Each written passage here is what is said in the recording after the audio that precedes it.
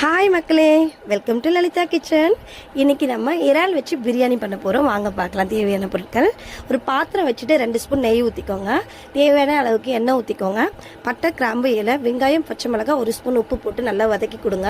நல்லா வதங்கினதுக்கப்புறம் இஞ்சி பூண்டு பேஸ்ட்டு 2 ஸ்பூன் போட்டுக்கோங்க. இஞ்சி பூண்டு வாசனை கொஞ்சம் பச்சை வாசனை போனதுக்கப்புறம் தக்காளி ஆட் பண்ணிக்கோங்க. தக்காளி கொஞ்சம் வதங்கினதும் 2 ஸ்பூன் மிளகாய் பொடி போட்டு நல்லா வதக்கி கொடுங்க. நல்லா வதக்கினதுக்கப்புறம் புதினா, கொத்தமல்லி போட்டு நல்லா வதக்கி விடுங்க.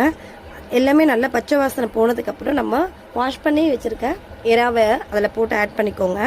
ஆட் பண்ணிவிட்டு நல்லா அது கொஞ்சம் கூட ஆஃப் பாயில் ஆகும். அதுக்கப்புறம் நீங்கள் எந்த பாத்திரத்தில் அரிசி எடுத்துருக்கீங்களோ அந்த அளவுக்கு தண்ணி அதில் ஃபஸ்ட்டு நீங்கள் அளந்து வச்சுக்கோங்க. இதெல்லாம் பச்சை வாசனை போனதுக்கப்புறம் அந்த தண்ணி அதில் ஊற்றி சூடு பண்ணிவிடுங்க. நல்லா கொதித்து வரப்போ நீங்கள் அரிசி போட்டு நல்லா மிக்ஸ் பண்ணி விடுங்க.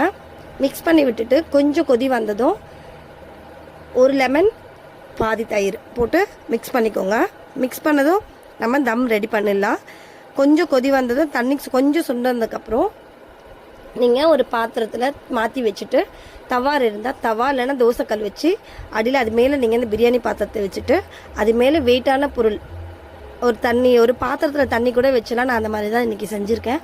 ஒரு பாத்திரத்தில் தண்ணி வச்சுட்டு கொஞ்சம் நேரம் நீங்கள் ஸ்டீமில் வைங்க. ஸ்டீம் ஆனதுக்கப்புறம் மறுபடியும் ஓப்பன் பண்ணிவிட்டு கொஞ்சம் கொத்தமல்லி, புதினா அது மேலே ஆட் பண்ணிவிட்டு நீங்கள் மறுபடியும் ஒரு 20 நிமிஷம் நீங்கள் ஸ்டீமில் வச்சிங்கன்னா சுவையான இறால் பிரியாணி ரெடி.